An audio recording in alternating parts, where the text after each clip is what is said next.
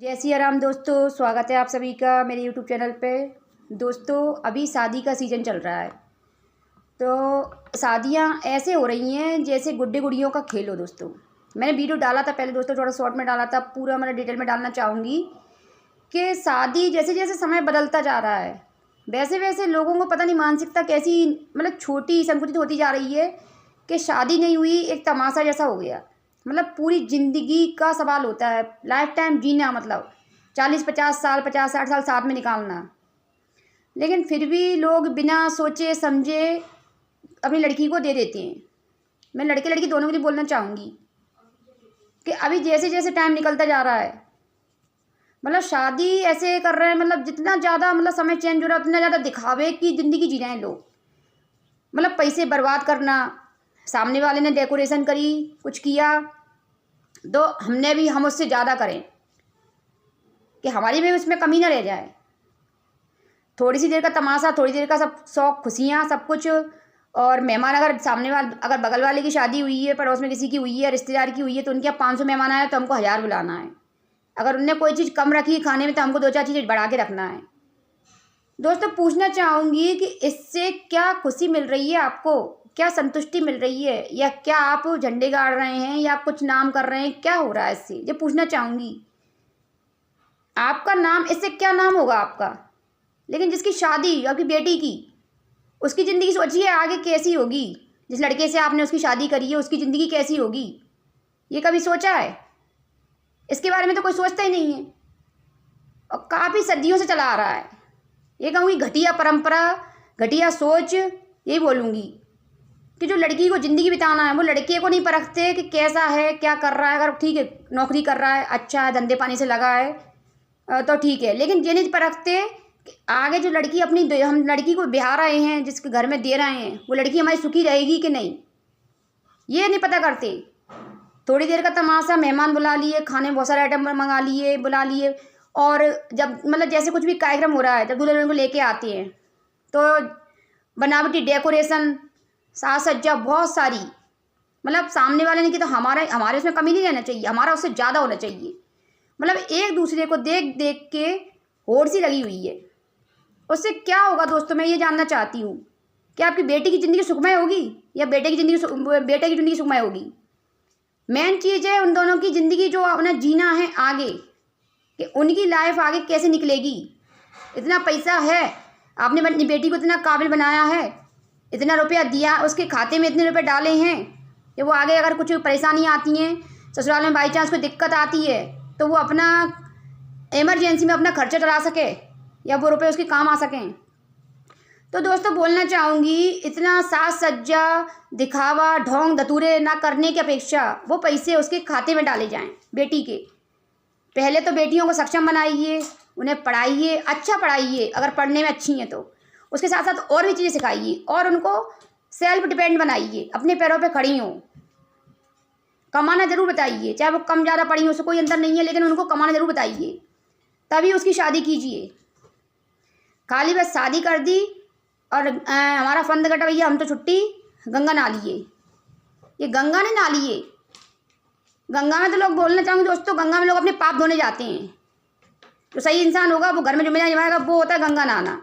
बाकी लोग गंगा में पाप धोने जाते हैं अपने। तो ज़िंदगी बर्बाद करके बेटी की फिर कहते गंगा नहा लिए, मतलब आगे उसकी ज़िंदगी में जो भी परेशानियाँ होना है, मालूम पड़ा 2-4 साल शादी को हुए, बच्चे हुए, फिर उसकी ज़िंदगी में टेंशन परेशानियाँ बढ़ने लगीं। मालूम पड़ा 40-50 साल का वादा किया, 2-3 साल में ज़िंदगी झंड और ज़िंदगी सत्यानाश। तो आपने इतना जो डेकोरेशन, साज सज्जा की, मेहमानों को बुलाया, सब कुछ करा, मैं तो ये कहूँगी बढ़िया सादा तरीके से शादी करिए। पहले तो लड़के को देखिए, 2-4 साल अच्छे से परखिए और लड़की से पूछिए जिसको ज़िंदगी बिताना है उसके साथ में, पहले तो उसको ही हक दीजिए, क्योंकि ज़िंदगी आपको नहीं बिताना, ना लड़की के माता पिता को बिताना है, ना लड़के के माता पिता को बिताना है, दोनों को एक दूसरे के साथ बिताना है। तो ये पुराना ज़माना नहीं है। और वैसे दोस्तों बोलना चाहूँगी, पुराने समय में स्वयंवर होते थे, अपनी मर्जी से लड़की अपना वर चुनती थी, काफ़ी हज़ारों सदियों से चला आ रहा है। तो फिर अब माता पिता अपनी मर्जी क्यों थोपते हैं बच्चों पे, जबकि माता पिता खुद को इतना ढंग से ज्ञान नहीं होता, इतनी समझ नहीं होती कि ना शादी लड़की कर रहे हैं वो खुश रहेगी, सुखी रहेगी, या सारा जीवन कष्ट में निकलेगा। मैं 80-90% लोगों को देख रही हूँ दोस्तों कि शादी हो जाती है उसके बाद माता पिता सोचते हैं भाई हमारी तो जिम्मेदारी ख़त्म, ससुराल वाले अलग परेशान करते हैं, फिर ना मतलब मायके से कोई सपोर्ट नहीं होता, ससुराल से तो परेशान होती ही है और मायके से कोई सपोर्ट नहीं होता।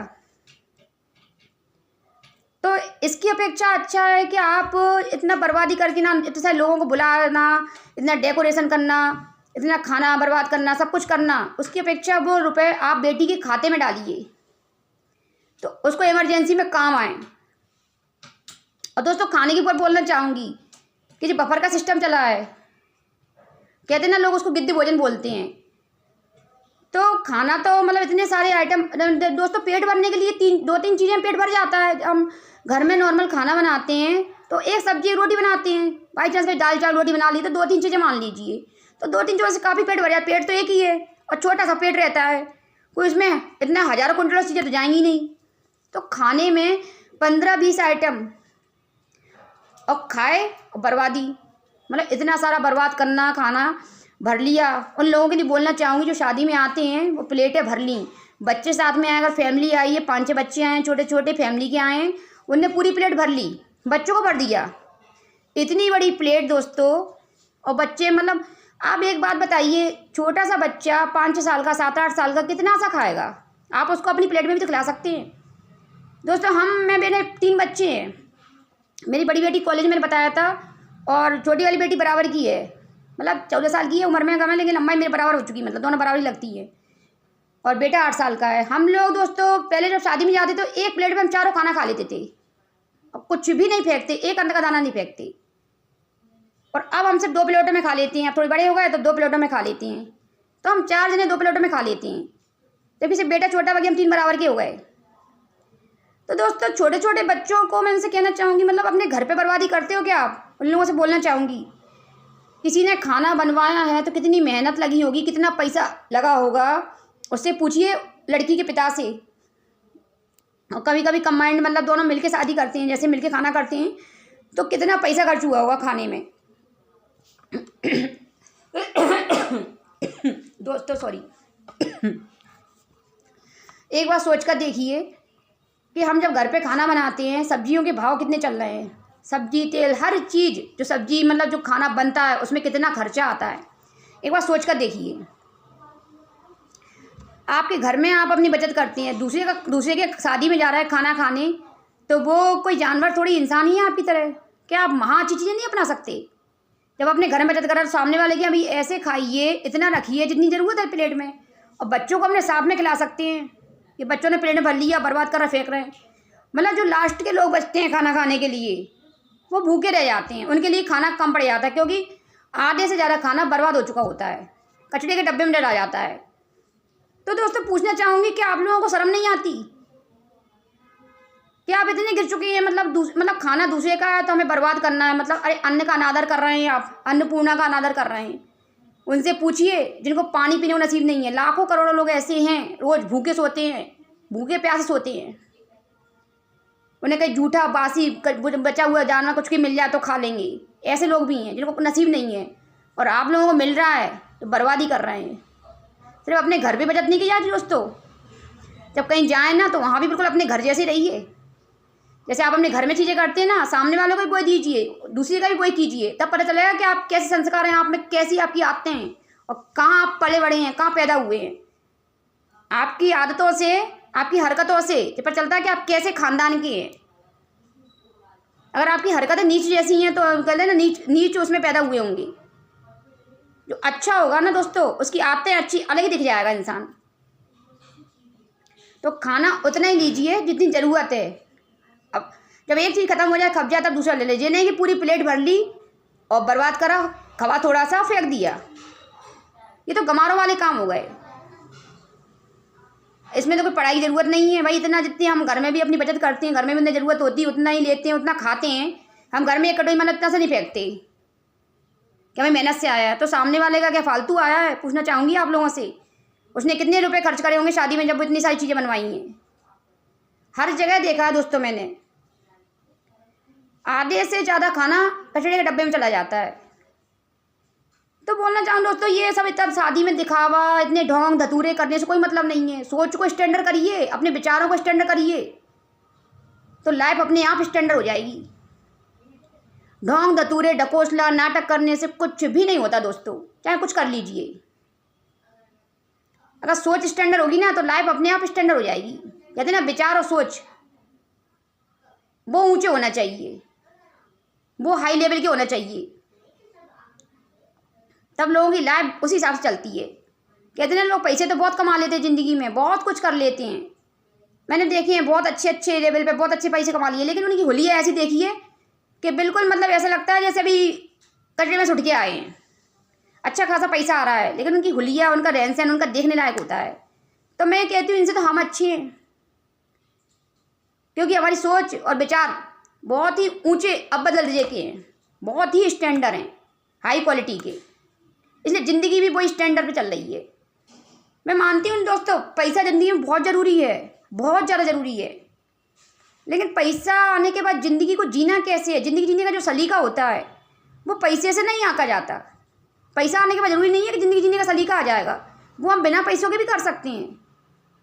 मानती हूँ पैसे से हर चीज़ खरीदी जा सकती है, लेकिन ज़िंदगी जीना पैसा नहीं सिखाएगा, वो हमें खुद सीखना पड़ेगी, हमें खुद कोशिश करना पड़ेगी, खुद बनना पड़ेगा उस लायक। बहुत से लोग देखे हैं मैंने अरब खरबपति हैं, लेकिन उनको ज़िंदगी जीने का तरीका नहीं आता, जो सलीका ज़िंदगी जीने का होता है वो नहीं आता, क्योंकि उनकी सोच और विचार बहुत ही छोटे और घटिया होते हैं। वो ना खुद के लिए कुछ कर पाते हैं ना दूसरों के लिए कुछ कर पाते हैं। तो दोस्तों शादी को मतलब मैं कह रही हूँ, शादी में जो इतना मतलब दिखावा, इतने ढोंग होते हैं, वो ना करते हुए लड़की के खाते में पैसे डालिए तो उसको ज़िंदगी में पता नहीं कब ज़रूरत पड़े वो काम आएंगे। उसकी शादी सिंपल तरीके से करिए, उतनी ज़रूरत है उतनी खाना बनवाइए ताकि बर्बाद ना हो, और जब खाना रखें तब वहाँ कुछ देख देख के लिए एक दो मतलब कुछ लोग ऐसे रखें जिससे वो देख रेख कर सकें तो खाना बर्बाद ना हो। और दोस्तों जब गलत हो रहा है तो वहाँ टोकें, अगर इस चीज़ का बुरा लगता है ना तो 50 बार लग जाए। सही चीज़ दोस्तों सबको बुरी लगती है, सच होता ही कड़वा है, और सच उसी को कड़वा लगता है जो अंदर से गलत होता है दोस्तों। जो सही होगा उसे कभी बुरा नहीं लगेगा, क्योंकि लोगों को ये लगता है ना कि मतलब हमारी गलतियाँ उजागर कर दी। तो अगर दोस्तों इसमें बुरा लगता है तो 50 बार 1000 बार लग जाए, कोई टेंशन नहीं, लेकिन गलत का साथ देने से अच्छा है कि सच बोल के एक बार अच्छा बन लिया जाए।